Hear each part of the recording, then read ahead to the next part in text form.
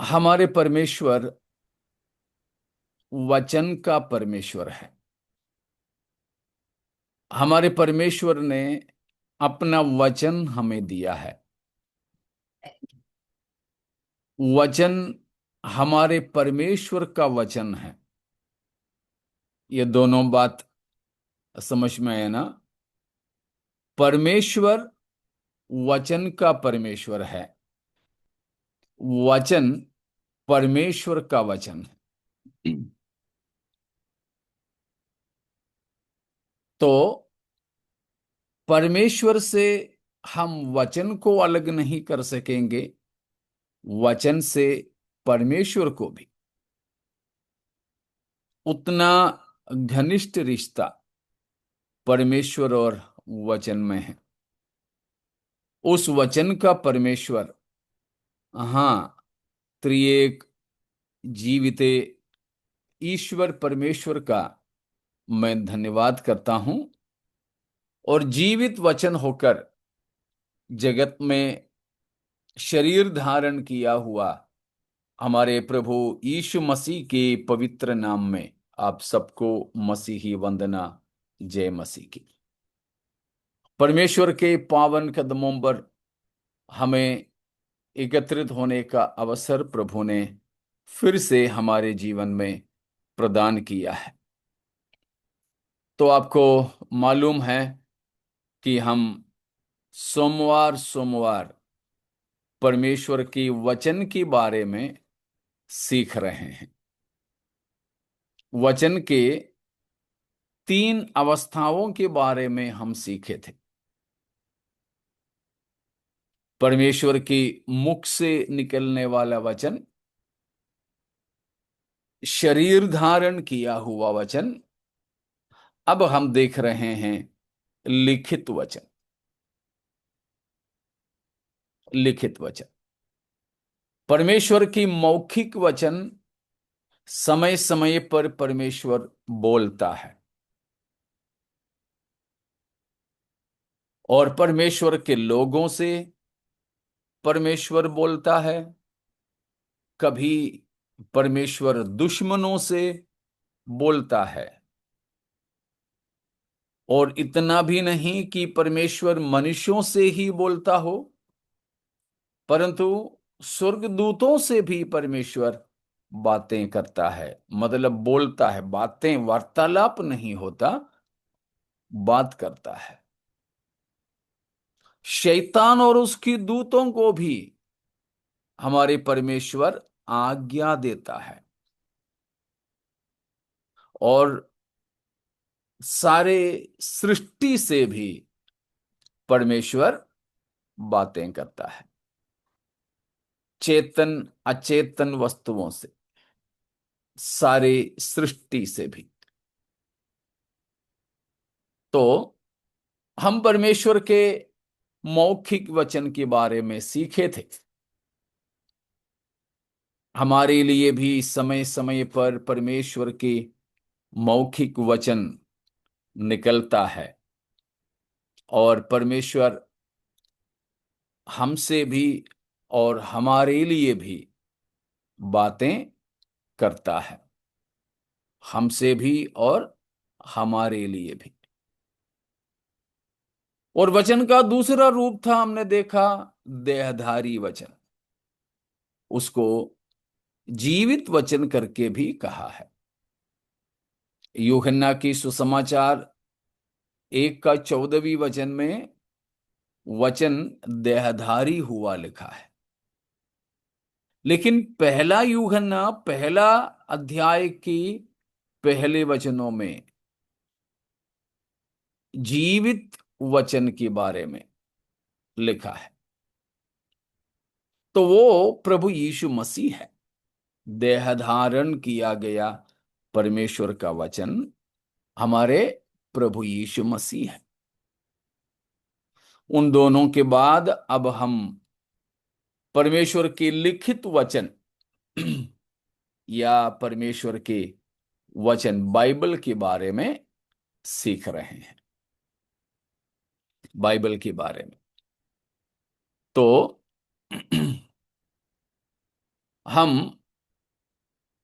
इस लिखित वचन बाइबल, रचित वचन बाइबल, लिखा गया वचन बाइबल के बारे में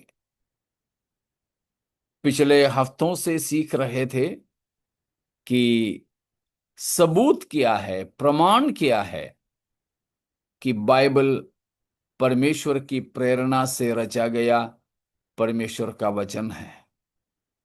उसके बारे में हमने 10-11 बातों को सीखे। उसके बाद शायद आपको याद होंगे पिछले हफ्ता हम क्या सीखना शुरू किए थे।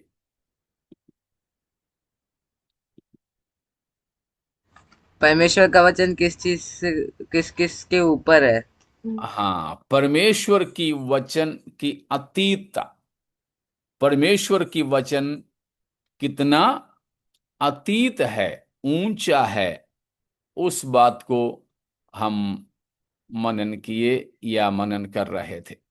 कितनी बातें हमने देखा उसमें, याद होंगे शायद आपको। 3। 3 बातें। क्या क्या था? पहला,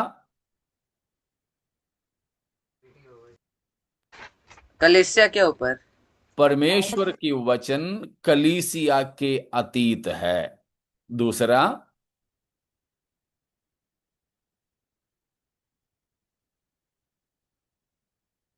भूल गए?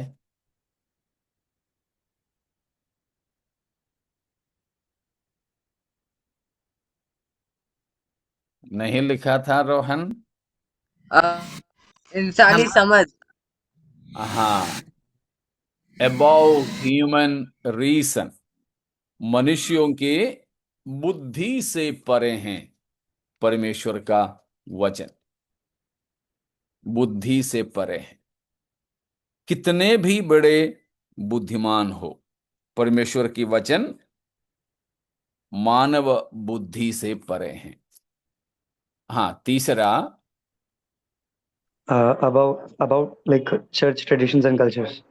यस, अबाउ द चर्च और इवन ह्यूमन ट्रेडिशंस। तो हमने देखा कि परमेश्वर की वचन मानवीय परंपराओं से, संप्रदायों से परे हैं। क्योंकि दुनिया में कई परंपरा चलते हैं, संप्रदाय होते हैं। कुछ लोग उसको संस्कार कहते हैं। संस्कार तो बिल्कुल ऐसी चीज माने जाते हैं कि बिल्कुल तोड़ा नहीं जा सकता, जो तोड़ा नहीं जा सकता, ऐसा संस्कार एक प्रथा। लेकिन परमेश्वर की वचन इन तमाम प्रकार के प्रथाओं से, परंपराओं से, संप्रदायों से, सदियों से चले आ रहे संस्कार या संस्कृति से भी परे हैं। हम ये नहीं कर सकते या ये नहीं बोल सकते कि हाँ, वचन कुछ भी बोले लेकिन ये तो हमारे संस्कार है या संस्कृति है, ऐसे हम करते आए हैं सदियों से, शायद हजारों सालों से हमारे बीच में, हमारे देश में ऐसा है, होंगे। लेकिन वो सब कुछ मनुष्यों ने बनाया हुआ संस्कृति है। समय समय पर लोगों को जो अच्छा लगा, जरूरी लगा, ऐसी चीजों को मानने लगे थे, ऐसे चीजों को मानने लगे थे। लेकिन बाद में वो चीज बदल गए। जैसे कि स्कूल में भी पढ़ने वाले बच्चे मानव इतिहास के बारे में जानते हैं, मनुष्यों के इतिहास। उसमें अलग अलग प्रकार के युगों के बारे में, मनुष्यों के बारे में वगैरह वगैरह बताते हैं। तो उसमें बताए जाते हैं, सिखाए जाते हैं, एक जमाना ऐसा था कि लोग खाना पका के नहीं खाते थे। खाना पकाना उनको नहीं आता था, कच्चा कच्चा। चाहे कोई शाकाहार हो या मांसाहार, लोग कच्चा कच्चा ही खाते थे। लेकिन अब हम कोई भी कच्चा नहीं खाते, सब चीज हम उबाल के या पका के ही खाएंगे। क्यों? क्यों बदला? सदियों से चले आ रहे उस संस्कृति को, उस परंपरा को, जो बिना पकाए खाना खाना, कच्चा कच्चा खाना खाना, वो परंपरा प्रथा को क्यों तोड़ दिया? मतलब कोई भी संस्कार ऐसा नहीं है जो तोड़ा नहीं जा सकते हो। तो उस समय ऐसा था, लेकिन अब ऐसे होना कोई जरूरी नहीं है। एक जमाना था, मनुष्य नंगे रहते थे, कपड़ा नहीं पहनते थे। लेकिन अभी परंपरा को तो बदल दिया। अभी भी है जंगलों में कई ऐसे जनजाति जो कपड़ा नहीं पहनते हैं, बराबर खाना पका के नहीं खाते हैं, और बस कुछ कुछ चीजें वे लोग अभी भी मांस में भी कच्चा खाने वाले रहते हैं। अभी ये 2026 की ही बात मैं कर रहा हूं। तो परंपराएं, प्रथाएं संस्कार का रूप लेकर वो मजबूत अपने आप को बनाता है। लेकिन परमेश्वर की वचन किससे भी अतीत है, किसके भी ऊंचा है? हमारे परंपरा, परंपराओं से। कलीसिया की परंपरा हो या समाज की परंपरा, तो संस्कृति, संस्कार, इन सारी चीजों से भी परमेश्वर की वचन बड़ा है। तो इतनी बातों में अगर किसी को कोई शंका है, शक है, तो आप पूछ सकते हैं।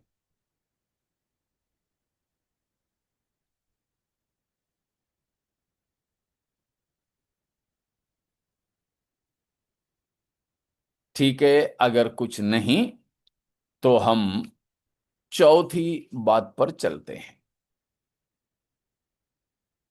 कि वो ये है कि परमेश्वर के वचन हमारे अनुभवों से परे हैं।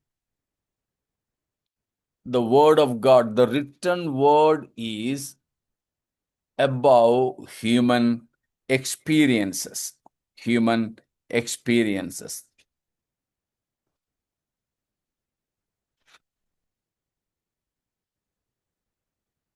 कि परमेश्वर की वचन मानवीय अनुभवों से परे हैं, मानवीय अनुभवों से परे हैं।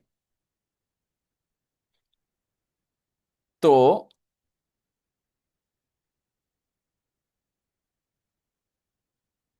परमेश्वर की वचन, कई लोग बोलते हैं कि भाई मुझे तो नहीं पता, लेकिन ये मेरा अनुभव है। वचन से भी ज्यादा खासियत लोग अनुभव को देते हैं।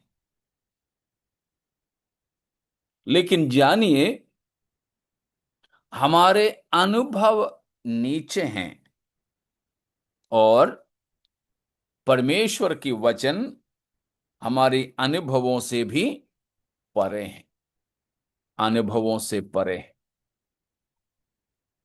हम अनुभव के हिसाब से वचन की व्याख्या ना करें, उपदेश ना दें। अनुभव कभी भी किसी की भी द्वारा हो सकता है। अनुभव पर ज्यादा जोर नहीं देना है, परंतु वचन पर देना है। क्योंकि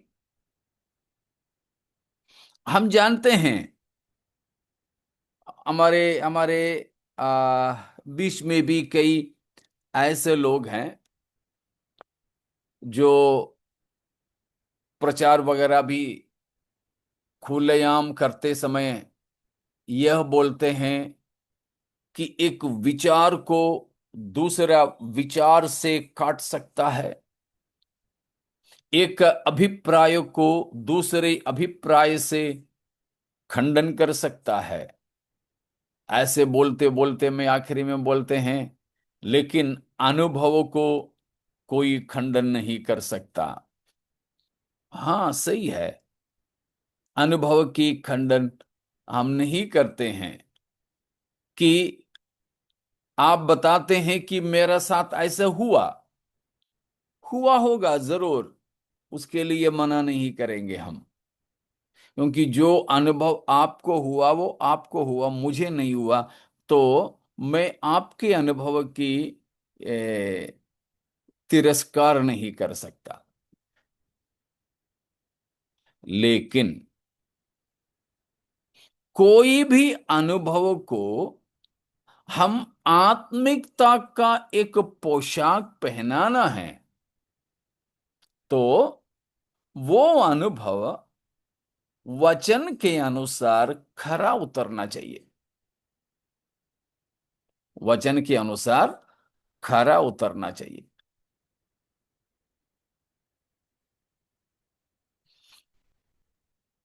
अब कुछ दिन पहले, कुछ दिन मतलब अभी कुछ साल हुए,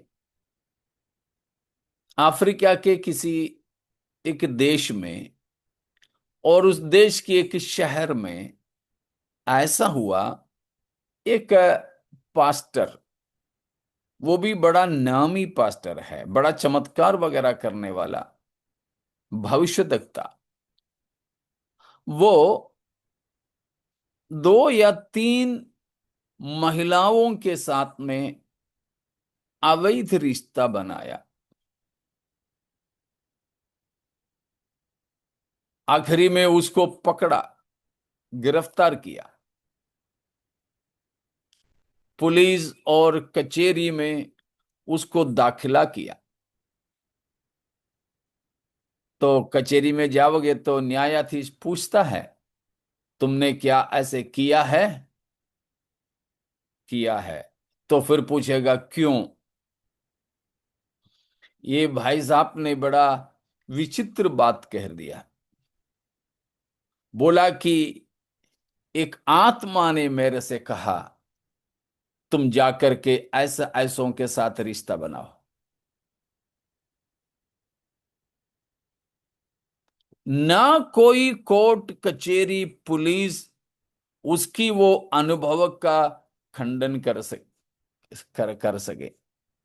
लेकिन हम उसकी अनुभव की खंडन कर सकेंगे, नकार सकेंगे, क्योंकि वो उसका अनुभव जरूर होगा, किसी आत्मा ने उससे कही होगी, उसने कोई आवाज सुनी, यह बात सब सही है। लेकिन हम ये कह सकते हैं उसके पीछे कौन नहीं है? परमेश्वर का वचन नहीं है। का वचन परमेश्वर का आत्मा नहीं नहीं। है। हाँ, किसी आत्मा ने कहा होगा जरूर, लेकिन परमेश्वर की आत्मा नहीं। क्योंकि वचन वचन हमें वो चीज सिखाते हैं। अनुभव कुछ भी हो, अनुभव से मतलब नहीं है। मतलब हमारे सारे अनुभव भी वचन के अनुसार ढलना चाहिए। हमारे अनुभव पूरा पूरा परमेश्वर की वचन की ढांचे के अंदर आ जाना चाहिए ढांचे के अंदर। हम लोग जब अब कुछ दिन पहले मेरी भतीजी यहां पर थी, वो यहां से जब जाने के लिए था तो एक पेटी लेना था। जब पेटी ले रहे थे तब उसने कहा कि, मैंने पूछा कितने बड़ी चाहिए, तो उन्होंने कहा कि जो रेलगाड़ी में ले जा सके, जो ट्रेन में ले जा सके, ऐसा ही होना चाहिए, उतना ही बड़ा होना चाहिए। समझ में आ रहा ना? तो जो हम पेटी लेके जाते हैं या फिर ट्रेन में सामान लेके जाते हैं, वो हम उस हिसाब से करते हैं हमारे आरक्षण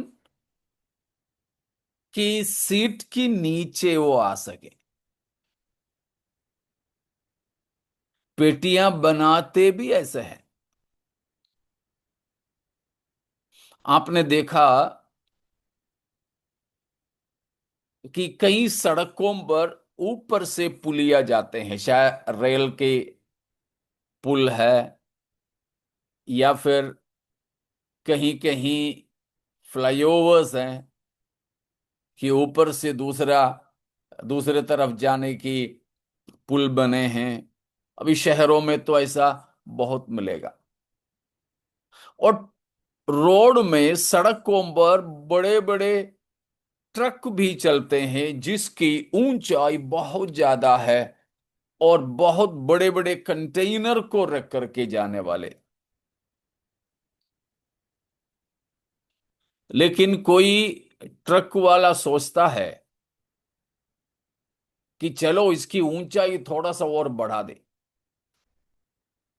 गाड़ी का भी और कंटेनर का भी, उसकी जो वजन सामान भरा हुआ चीजें उसका भी ऊंचाई हम कुछ और बढ़ा दे ताकि और ज्यादा सामान आ जाए। ऐसे अगर कोई गाड़ी निर्माता अपनी गाड़ी की ऊंचाई को बढ़ा देता है तो कोई खतरा है क्या?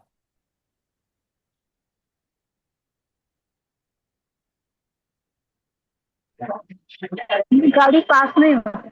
हाँ, गाड़ी उन पुलियों के नीचे से पार नहीं होगी। गाड़ी उन पुलियों की नीचे से पार नहीं होगी। इसीलिए हर गाड़ी निर्माता, चाहे मालिक भी कितना भी बोले, तो उनको एक नियम है। उनका नियम कई चीजों में है, उनमें से एक ये है कि वो पुलिया की नीचे से ये जा सके। इसीलिए है, आपने ध्यान दिए होंगे शायद, रेल पटरी वगैरह जाने वाली पुलिया के वहां पर लिख के रखा रहता है ऊंचाई कितना है। अभी तक आपने ध्यान नहीं दिया तो अब ध्यान दे देना। पुलिया के दीवाल पे लिख के रखा रहता है, और कहीं कहीं पुलिया से पहले ही एक लोहे का ऐसा बार लगा रहता है कि उसकी नीचे से जो भी जा सके वो ही वो सड़क से चल सके। तो एक गाड़ी निर्माता अपने हिसाब से गाड़ी की चौड़ाई और ऊंचाई लंबाई को नहीं बढ़ा सकते। उसके लिए एक व्यवस्था है, एक शर्त है, सरकार ने रखी है, लिखित तौर पर इन सबके पास में वो है। ठीक वैसे ही अजीजों, हमारे जो अनुभव है वो परमेश्वर की वचन की ढांचा के अंदर आना चाहिए। जो परमेश्वर की वचन की ढांचा में फिट नहीं होता, ठीक नहीं बैठता, वो अनुभव को हमें नकारना चाहिए, क्योंकि उन अनुभवों का स्रोत परमेश्वर नहीं है। तो हमारे अनुभव का स्रोत कौन होना चाहिए? परमेश्वर। हमारे अनुभवों का नींव परमेश्वर के लिखित वचन होना चाहिए, परमेश्वर का लिखित वचन होना चाहिए। बाकी शैतान भी कई बार कई अनुभव देने के लिए हमारे पास आ सकता है। शैतान भी।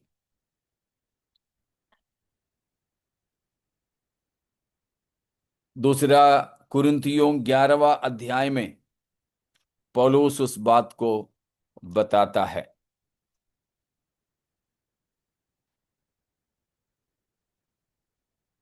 दूसरा कुरिन्थियों 11 अध्याय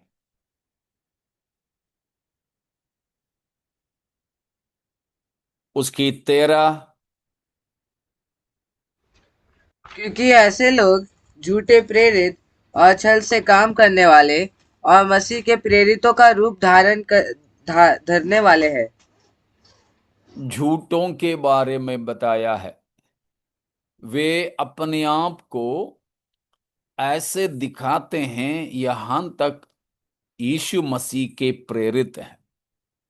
अब पौलुस इसकी वजह बताता है। अगले वचन को पढ़ें बेटा। यह कुछ अचंभे की बात नहीं, क्योंकि शैतान आप भी ज्योतिर्मय स्वर्गदूत का रूप धारण करता है। हाँ, अगला वचन। इसलिए यदि उसके सेवक भी धर्म के सेवकों का सा रूप धरे तो कोई बड़ी बात नहीं, परंतु उनका अंत उनके कामों के अनुसार होगा। हाँ,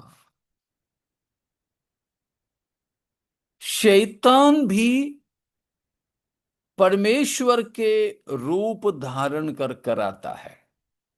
लोगों के सामने शैतान शैतान होकर के थोड़ी आता है।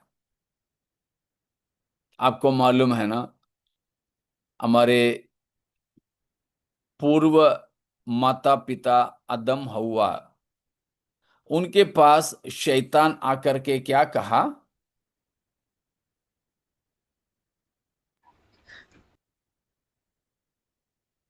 बोलिए, क्या कहा उसने?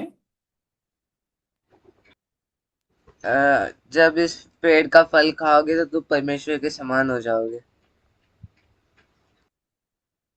ऐसे तो नहीं कहा ये फल खाओ बहन जी, अगर तुम ये फल खाओगी मेरे जैसे बन जाओगी। मानो, ऐसे बोला उसने? नहीं। नहीं। फिर उसने कहा तुम ये खाओगे तो परमेश्वर के समान बन जाओ। हाँ, परमेश्वर के समान बन जाओगे। सोच लो आप, अगर शैतान उस दिन हवा से कह दिया होता कि तू ये खाओ तो मेरे जैसे बन जाओगी, तो आपको क्या लगता है? हवा खा लेती? नहीं। बिल्कुल नहीं खाती हो, बिल्कुल नहीं खाती। इसीलिए उसने परमेश्वर को दिखाया कि परमेश्वर के जैसे तुम बन जाओगे। देखा, शैतान जब हमारे पास आता है तो वो एक स्वर्गदूत का रूप लेकर, एक पवित्र जन का रूप लेकर परमेश्वर की प्रेरितों के रूप में आ जाते, आकर हमें कुछ अनुभव करेंगे, अनुभव देंगे। हवा से जब शैतान ने बात किया तो आदम उसके साथ में नहीं था। क्या कर रहा था हमें नहीं मालूम, सोया था। सोने के लिए तो संभावना कम है, क्योंकि हमारे जैसे कोई थकान वकान उस समय में उन लोगों को होता नहीं था। शायद बगीचे का और दूसरी छोर में वो काम कर रहा हो, मालूम नहीं। लेकिन बाद में जब मिले तो हवा के पास वो फल था जो उसने खाई थी, जिसके बारे में परमेश्वर ने मना किया था। ठीक है, तो सोच लो, अदम ने उसको कहा, ये क्या किया तूने? तो हवा जरूर अपने अनुभव बोल सकती है कि शैतान बन करके तो नहीं गया था शैतान हवा के पास, एक स्वर्गदूत बन करके, एक ऐसा एक अनुभव में वो गया।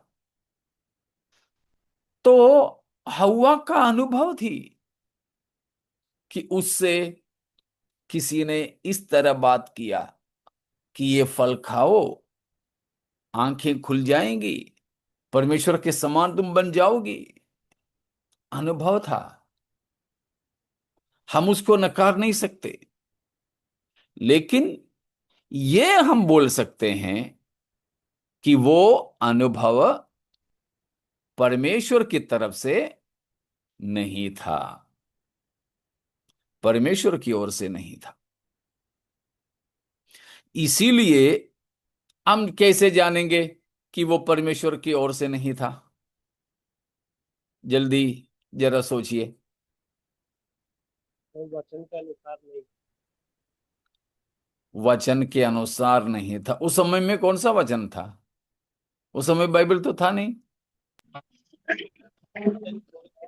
अनाज्ञाकारिता परमेश्वर की के अनुसार नहीं था। अनाज्ञाकारिता की ओर ले जा रहा है। हाँ, उस समय लिखित वचन तो नहीं था, लेकिन हम जानते हैं परमेश्वर ने अदम हव्वा को आज्ञा देकर कहा था कि वो फल नहीं खाना, नहीं खाना। लेकिन अब एक अलग अनुभव, खाओ, आंख खुल जाएंगे, परमेश्वर के जैसे बन जाओगे। देखो, वो अनुभव की स्रोत परमेश्वर नहीं था। कैसे पहचाने? वचन के द्वारा। वचन के सामने घिसते हैं।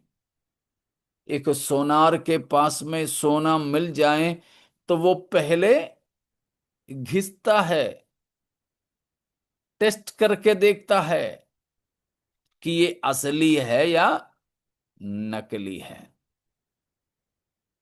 तो परमेश्वर की वचन का उल्लंघन करने के लिए शैतान ने अदम हव्वा को बहकाया, भटकाया। ये हमारे साथ भी हो सकता है। इसीलिए हमारे अनुभवों पर बिल्कुल ध्यान दें कि हमारा ऐसा कोई अनुभव परमेश्वर की ओर से नहीं है जो परमेश्वर की वचन की पटरी पर नहीं चलता। मैंने कई दिन पहले भी आप लोगों से कहा एक बात, दोहरा दोहराओ। मसीही जीवन रेलगाड़ी जैसा है या ट्रैक्टर जैसा है? रेलगाड़ी जैसा। रेलगाड़ी जैसा। क्या फर्क है दोनों में? रेलगाड़ी पटरी पे ही चलती है, रोड पे नहीं चल सकती। बिल्कुल। आप ट्रैक्टर तो कहीं भी कहीं चल पर भी जाएगी। ले जाओ, रेल पटरी पर भी ट्रैक्टर चलेगी। आपने देखा होगा, रेल पटरियों पर जो काम करते हैं मरम्मत की, वे लोग ट्रैक्टर लेकर जाते हैं। ट्रैक्टर के जो है टायर उतार देते हैं और उसमें दूसरा कुछ लगा करके पटरी पे वो चल सकता है। पानी में, कीचड़ में, पत्थरीली भूमि में, रेत में, अच्छे खासे सड़क में, इन हर जगह पे ये ट्रैक्टर चल सकता है। लेकिन रेलगाड़ी ऐसे बिल्कुल भी नहीं। वो मात्र पटरी पर ही चल सकते। पटरी के बाहर उतरा, खतरा, दुर्घटना पक्का। मसीही जीवन इसी तरह एक रेल पटरी पर चलने की बात है, रेलगाड़ी की समान है। वो हम रूपी रेलगाड़ी को चलाने वाला पटरी परमेश्वर का वचन है। परमेश्वर का वचन है। तो इसीलिए हमारे अनुभवों से भी परमेश्वर के वचन बड़ा है। इतने में कोई शक है तो पूछिएगा।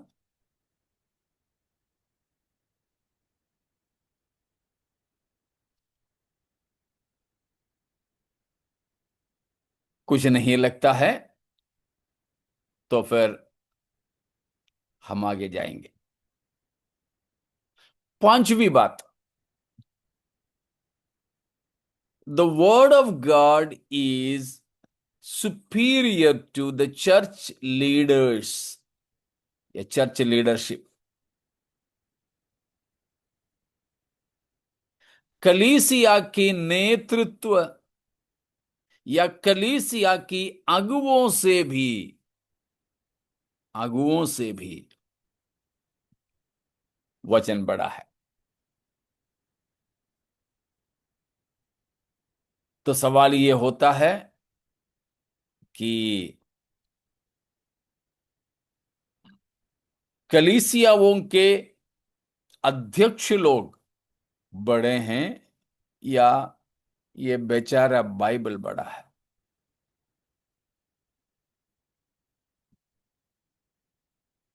बाइबल बड़ा है। बिल्कुल, बिल्कुल। कोई भी नेता, कोई भी अगुवे परमेश्वर की वचन से बड़ा नहीं है। कोई भी नहीं। रोमन कैथोलिक वालों के पोप या फिर अन्य मसीही संस्थाओं के जो भी अगुवे हैं, मेट्रोपॉलिटन से लेकर ऐसे अलग अलग नाम पद नाम दिए हैं, इन सबसे भी वचन बड़े हैं। इसीलिए वचन के ऊपर जाके, वचन से हट करके कोई किसी को नहीं सिखाना है। तो लीडर से भी परमेश्वर की वचन बड़ा है।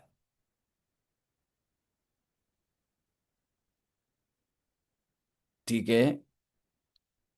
हाँ, फलाना ने ऐसे कहा, नहीं, फलाना कहा है तो वचन की व्याख्या करके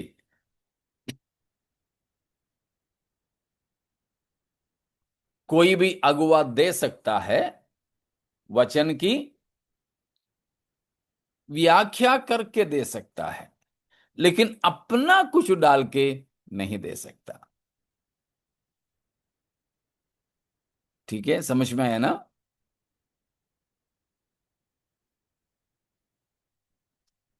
प्रेज गॉड। अगुवों से भी प्रभु का वचन बड़ा है। इसीलिए हम कोई भी नेता, कोई भी पास्टर, कोई भी अगुवे, उन किसी के पीछे जिंदाबाद और मुर्दाबाद नारा लगा करके नहीं जाना है। हमारी कलीसिया में सेवकाई किए हुए या भी करने वाले किसी भी प्रभु के दास के साथ एक ईश्वर जैसा रिश्ता मत बनाना। उनकी आदर कीजिए,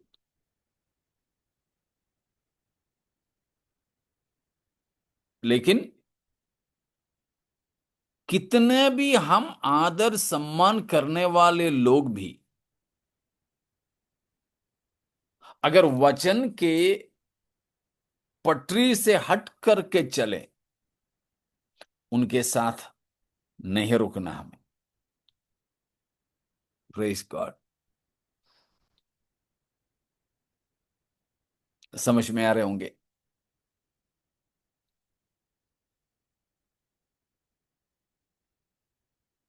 परमेश्वर की वचन अगुओं से भी बड़े हैं। हम किसी के आराधक न बने, लेकिन आदर करना है तो आदर जरूर करें। लेकिन किसी भी अगुओं ने कुछ बोला है, सिखाया है, किया है करके हमको भी वैसे सोचना नहीं।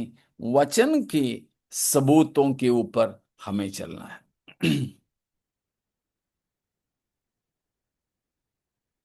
ठीक है, इतना अगर समझ में आए तो कोई सवाल है तो आप पूछ सकते हैं।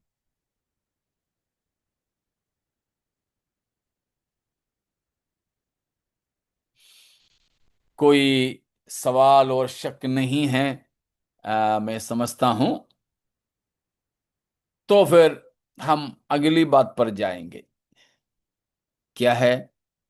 कितना नंबर का है? छठवा। छठवा। 6।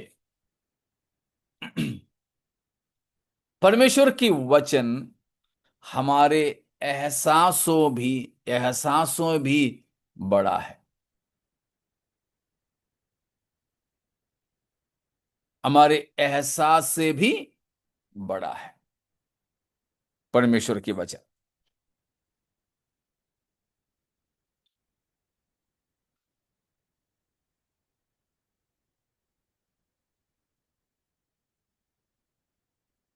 भजन संहिता 27 का 13 को देखिए। भजन संहिता 27 का 13।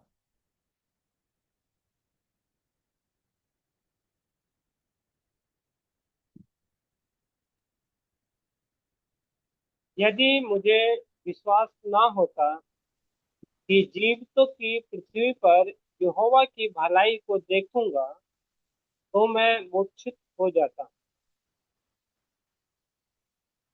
Praise God.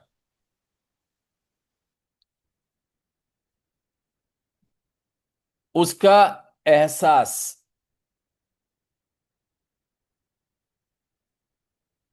और उसका अनुभव, भजनगार का एहसास और अनुभव क्या था? मैं मूर्छित। हाँ, क्या था उनका अनुभव, उनका एहसास? अ, यदि मुझे विश्वास न होता कि जीवितों को पृथ्वी पर यहोवा की भलाई को देखूंगा, तो मैं मूर्छित हो जाता।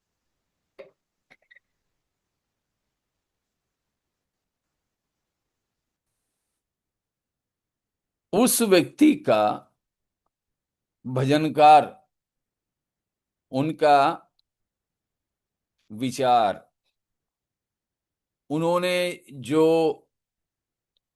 अनुभव किया, उनने जो एहसास किया, उसके बारे में यहां बताया है।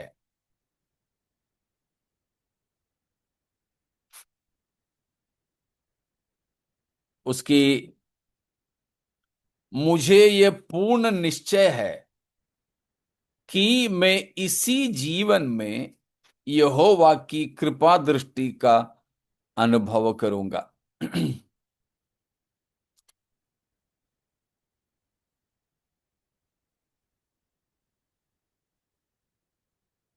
और वैसे ही देखिए भजन 42 उसका 5वां वचन, भजन 42 का 5। हे हे मेरे मेरे प्राण हे मेरे प्राण, तू क्यों गिरा जाता है? तू अंदर ही अंदर क्यों व्याकुल है? परमेश्वर पर आशा लगाए रह, क्योंकि मैं उसके दर्शन से उद्धार पाकर फिर उसका धन्यवाद करूंगा। क्या था भजनकार का एहसास?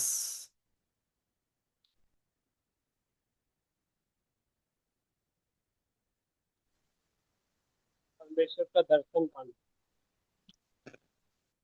व्याकुल होना। व्याकुल होना। उसका एहसास ये था कि वो व्याकुल था।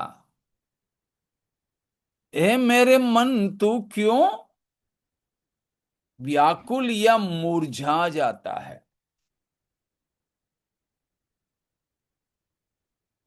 तो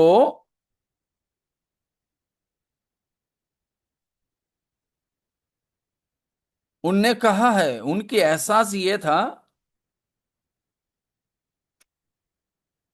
व्याकुल हो गए। उनकी पूरा आशा, उनको ऐसा लगा कि उनके पूरा आशा टूट गया, सब कुछ नष्ट हो गया, अब कुछ नहीं रहा। उनके एहसास, उसमें अब कोई आशा नहीं रही। तो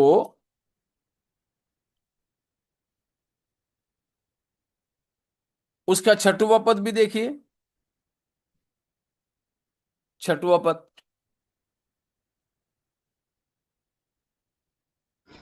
मेरे हे पर। मेरे हाँ, पढ़ो पढ़ो बेटा।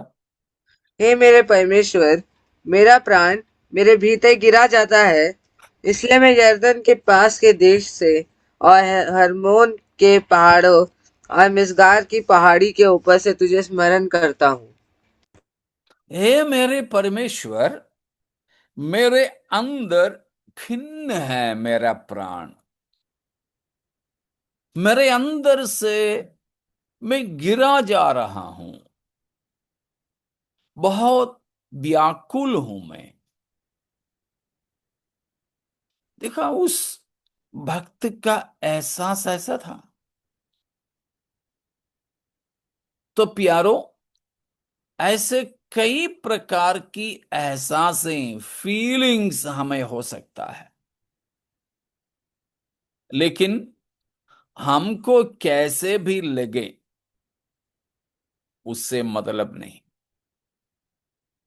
वचन जो कहता है उसी से मतलब है। समझ में आ रहा ना?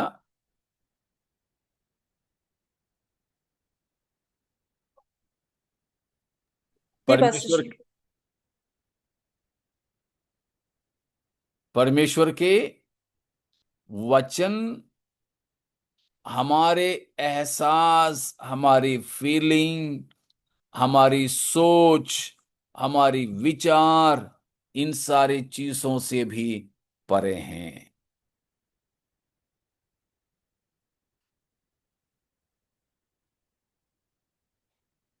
इतना समझ में आ गए?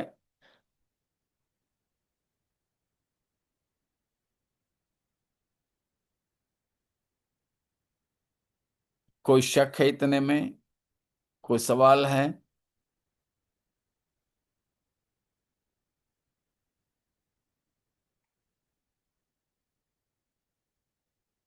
हमको समय समय पर जो सोच आता है उस पर हम नहीं चलना,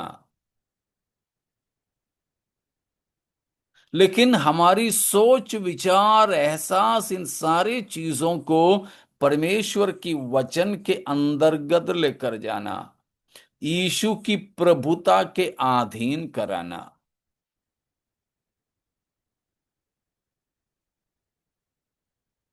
समझ पा रहे हो ना?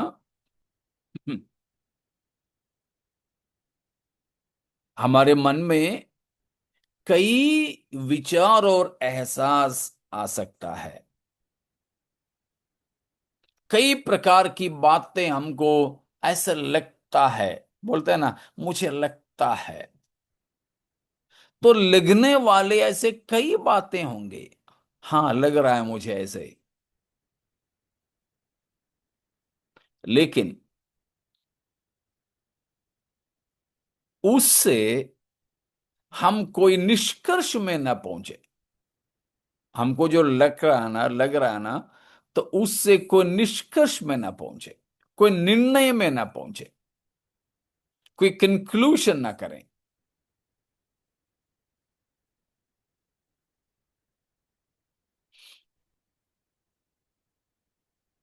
ठीक है, समझ पा रहे हो? आपको दूसरा कुरिन्थियों 10 अध्याय में भी ले चलो, उसके 4 को पढ़ लीजिएगा।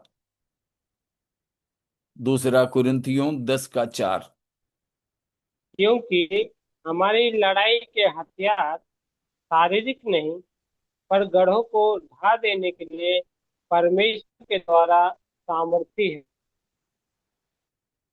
हाँ, उसके द्वारा। परमेश्वर के द्वारा सामर्थी है। हाँ, उसके द्वारा। आगे पढ़ो ना। इसलिए हम कल्पनाओं का हर एक ऊंची बात का जो परमेश्वर की पहचान के विरोध में उठती है खंडन करते हैं, और हर एक भावना को कैद करके मसीह का आज्ञाकारी बना देते हैं। परमेश्वर के द्वारा सामर्थी आत्मिक हथियार हमें परमेश्वर ने पहनाया है। उसके द्वारा हम क्या करते हैं?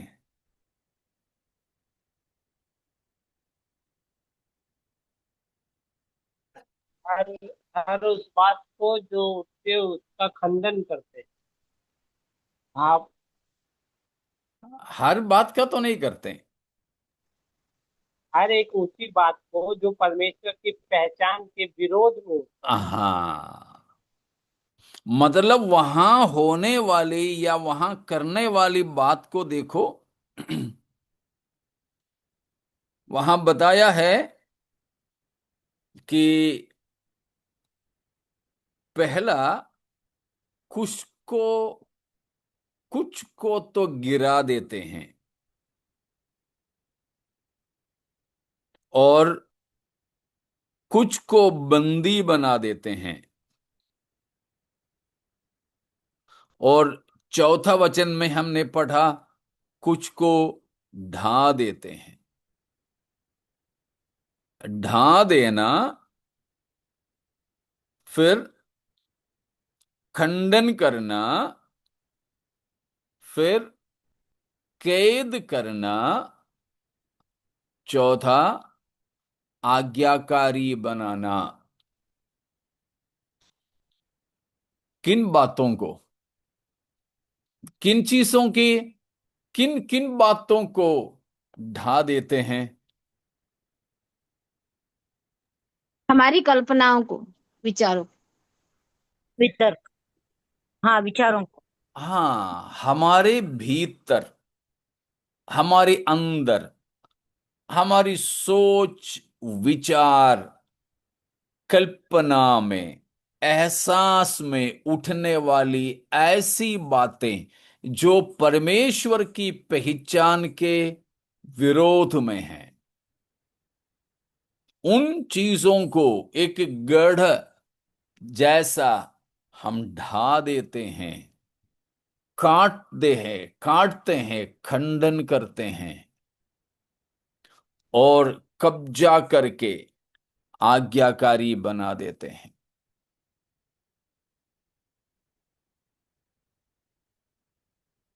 हमारे मन में, विचार में, भावना में, एहसास में ऐसे कई चीजें समय समय पर नहीं उठते।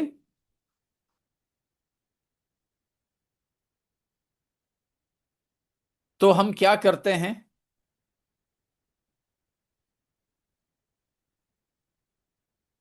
ऐसी बातें हमारे अंदर उठते हैं, हमारे विचार, सोच, एहसास, इन सारे क्षेत्रों में ऐसी बातें जब उठती है तो हम क्या करते हैं?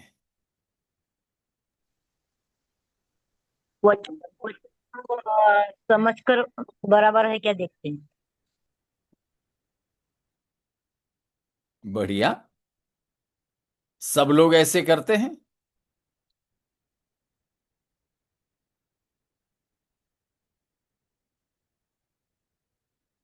ज्यादातर क्या होता है, हम लोग उपवास प्रार्थना में पिछले हफ्ता शुक्रवार शनिवार को जो सीखे थे वैसे हो जाते हैं।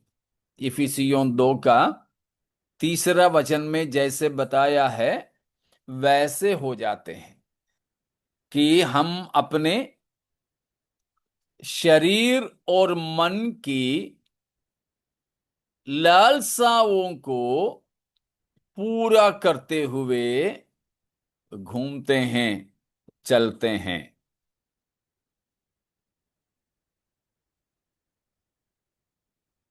हमने वहां पर पढ़े थे, पहले अपनी वासनाओं में लीन रहते थे, शरीर और मन की अभिलाषाओं को पूरा करने में लगे हुए, मतलब लगे रहते थे। पहले हमारा ये हाल थे। आप मिला पा रहे हो 2 कुरिन्थियों 10 का 5, 4 और 5 और इफिसियों 2 का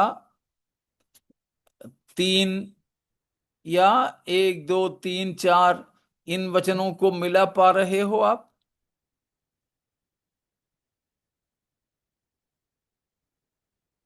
हाँ या ना, कुछ तो बोलिए ना।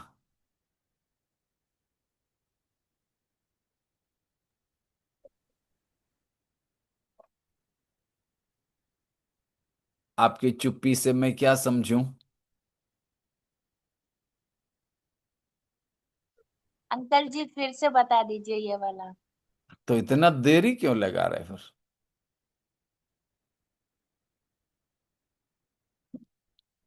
हम खाना खाते समय कहीं चर्च में ही मान लीजिए खाना है तो सबके लिए एक पापड़ के हिसाब से ही बनाया है, लेकिन हमको दूसरे की हक वाला एक और पापड़ मांग के खाने में शर्म नहीं लगता है, मांग के ले लेते हैं।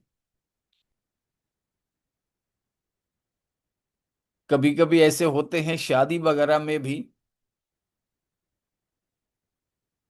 जब चावल दाल वगैरह तो खुद ही से लेने देते हैं, लेकिन कोई विशेष सब्जी या खाना है तो वहां परोसने वाले रहते हैं, वो हिसाब से ही वो देने के बाद में थोड़ी देर और हम खड़े रहें तो वो हमारे चेहरे में घूर के देखते हैं, फिर भी हम तो मुंडी नीचे करके बर्तन आगे कर देते, थोड़ा सा और दे दो भाई।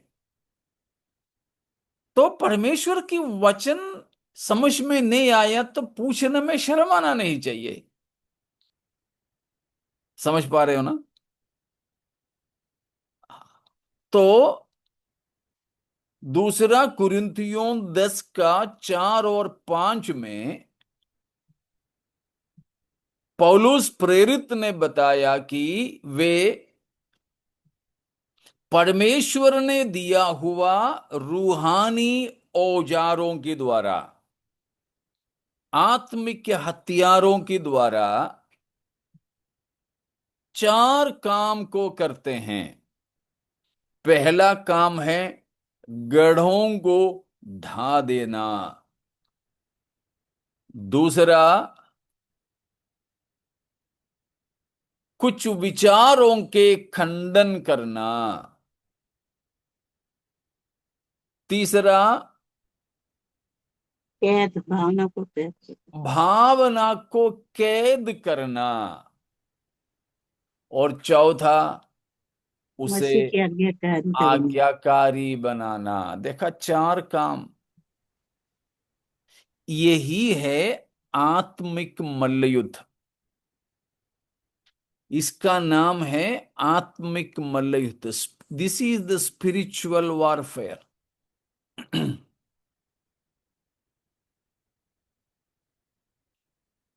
आत्मिक मल्लयुद्ध।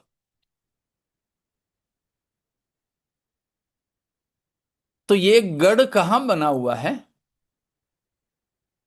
छत्तीसगढ़ में विचारों, कल्पनाओं में। गढ़ है। ये हमारे अंदर है। हमारे अंदर का मतलब कहां? हमारे, कल भी मैंने, चारों हाँ जी बोलिए। विचारों या कल्पनाओं में। अब विचार मतलब हमारी मन में, कल भी मैंने चर्च में बोला था, यरूशलेम मंदिर की तस्वीर लेकर हमारे जीवन को, हमारे शरीर को, ये शरीर बाहरी तौर पर आप देख रहे हैं, सिर, हाथ, नाक, मुंह, आंग, चमड़ा, ये सब बाहरी है, सब बाहरी है। लेकिन अंदर कुछ है, प्राण और आत्मा। ये प्राण और आत्मा में पाए जाने वाली बातें हैं यहां जो पौलुस ने बताया है। परमेश्वर के पहचान के विरोध में उठने वाले हर एक ऊंची बात। फिर कल्पना और भावनाओं को भी कैद करना। एक से ही आत्मिक जन उनके अंदर की विचार, एहसास, इच्छा, भावना, कल्पना, इन सब बातों के साथ क्या करेंगे? यही करेंगे। दूसरा कुरिन्थियों 10 का 4 और 5। इतना समझ में आ गया? आया तो ही हां बोलना, नहीं तो नहीं। जी बस। ठीक है, सबको ही ना, सबको भी। हमारे साथ के सबके सब हां बोले, लेकिन एक जन को, सिर्फ एक जन को समझ में नहीं आया हो तो आप वो एक जन भी पूछ सकते हैं। ठीक है, एक जन भी पूछ सकते हैं। पास्टर जी वो शस्त्र, जो आत्मिक शस्त्र, वो तलवार, ढाल और ये सब बताए, वही उसमें वही आता है सब।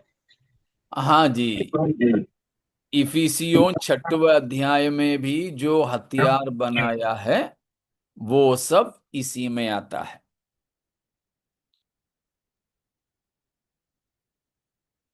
जो दूसरा कुरिन्थी 10 का 3, 4, 5 में लिखी हुई बातों के साथ में इफिसियों 6वां अध्याय की 10 से लेकर बताए गए हथियारों को भी जोड़ देना।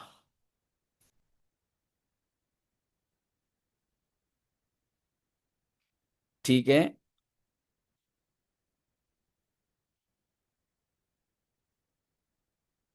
इतना समझ में आ गया? ठीक है।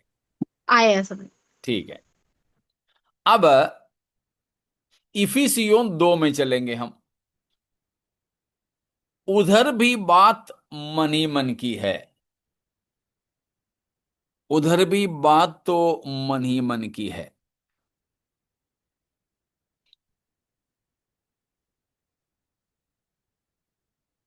वहां पर क्या बताया है? जिनमें तुम पहले इस संसार की रीति पर तीसरा और वचन। तीसरा वचन। इनमें हम भी सब के सब पहले अपने शरीर की लालसाओं में दिन बिताते थे और शरीर और मन की इच्छाएं पूरी करते थे और अन्य बस लोगों बस के बस समान बस उतना काफी है। अपनी वासनाओं में लीन रहते थे। वो है आपकी जो बाइबल में शरीर की लालसाओं में दिन बिताते थे। ये लालसा या वासना ये भी कहाँ रहता है? मन में। मन में। हमारे अंदर। मन में है, अंदर है। मन में है, अंदर है। और दूसरी बात है, शरीर और मन की अभिलाषाओं को पूरी करते थे। यही मन की, जब ये कब की बात है? प्रभु में आने से पहले की। जो उद्धार नहीं पाए हैं उनका हालात है। उनका हालात है ये, कि वे शरीर की इच्छाओं को पूरा करते, मन में जो आया वो किया, जो एहसास हुआ, जो फीलिंग हुआ, जो मन में आया वो किया। उसमें कोई रोक टोक नहीं। मन में आया आज पुणे जाना है, किस लिए जाना है मुझे पुणे? आज समुद्र किनारे जाना है। नहीं, बारिश है, हवा है, तूफान है, लहरें उठ रही है, खतरा है, नहीं मुझे जाना है। क्यों? मेरी इच्छा। एहसासों में, कल्पनाओं में, इच्छाओं में, वासनाओं में बह जाने वाली एक जिंदगी था प्रभु में आने से पहले। था कि नहीं? हाँ हाँ। हाँ, जरूर। लेकिन एक आत्मिक जन क्या करता है? आत्मिक जन के अंदर भी ये सारे फीलिंग्स आता है, ये सारे एहसास, ये सारे विचार उसमें भी आता है। लेकिन वो क्या करता है? वो सोचता है कि वो व्यर्थ है, ये सब व्यर्थ है। वो उनका खंडन करता है। हाँ, वो उसी में आपको दूसरा कुरिन्ती 10 का 4 और 5 मिलाना है। उद्धार न पाया हुआ व्यक्ति अपने मन की वासना इच्छाओं की लहरों में बह बह करके संसार की ओर और संसार से विनाश की ओर चले जाते हैं। लेकिन वही व्यक्ति अगर प्रभु को ग्रहण किया है, मसीह के लिए अपना जीवन को दे दिया है, उसके अंदर भी इफिसियों 2 का तीसरा वचन के अनुसार का एहसास, विचार, लालसा, लालच, वासना, ये सब आएंगे कि नहीं? आएंगे। आएंगे।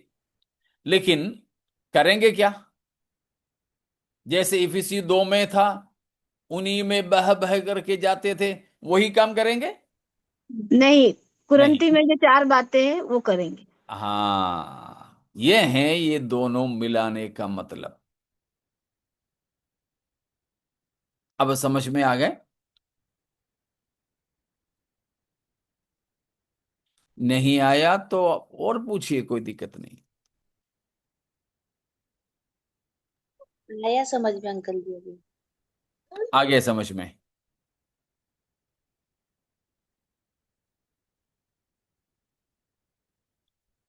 तो ये किस लिए हैं हम सीख रहे थे?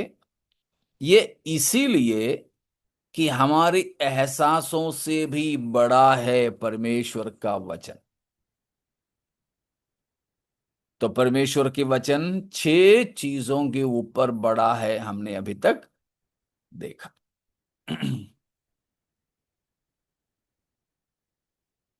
इतने में कोई शक?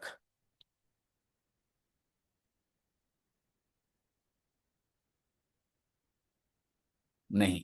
नहीं, समझ में आया अच्छे से। ठीक है, तो फिर हम आखिरी बात को भी देखेंगे। परमेश्वर के लिखित वचन किससे बड़ा है? मैं उसके लिए आपसे एक प्रश्न करूं कि परमेश्वर के वचन बड़ा है या परमेश्वर के नाम बड़ा है? परमेश्वर का वचन। परमेश्वर का वचन। परमेश्वर का और भी अगर किसी को कुछ बोलना है तो बोल सकते हैं।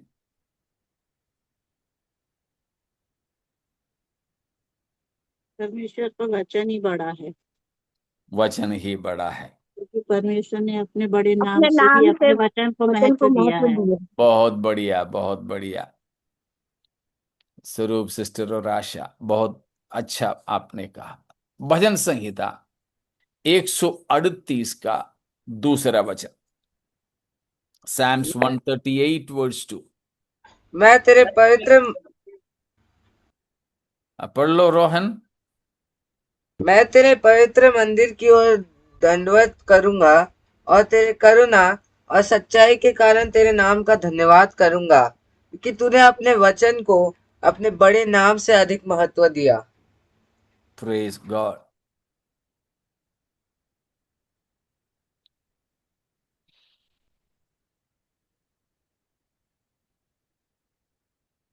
मेरे पास में जो बाइबल है उसमें ऐसे लिखा है, आपकी सच्चाई के लिए मैं आपके नाम का आभार मानता हूं। आपने अपने महिमा एवं अपने वचन को सब वस्तुओं के ऊपर ऊंचा किया है।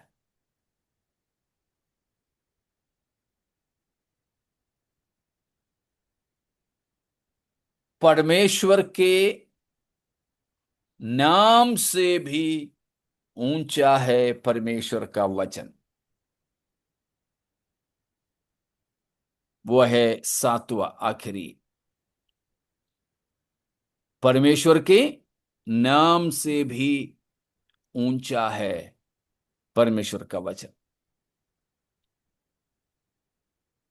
क्योंकि यहां पर लिखा है परमेश्वर का नाम तो ऊंचा है ही, उसमें कोई शक नहीं। सारे नामों से ऊंचा है हमारे प्रभु का नाम। लेकिन उस नाम से भी ऊंचा किया है परमेश्वर ने अपने वचन। वचन को। हालेलुया। Praise God. तो परमेश्वर अपने वचन को अपने बड़े नाम से भी ऊंचा किया है या महिमा दिया है। इसीलिए जान लीजिए, परमेश्वर की वचन और परमेश्वर के नाम, इन दोनों के बीच में एक मूल्यांकन हो तो परमेश्वर ज्यादा महत्व वचन को देंगे। कारण क्या है? परमेश्वर की महिमा को मिट्टी में, परमेश्वर की महिमा मतलब परमेश्वर के नाम की महिमा, ठीक है? परमेश्वर की नाम की महिमा सर्वश्रेष्ठ है।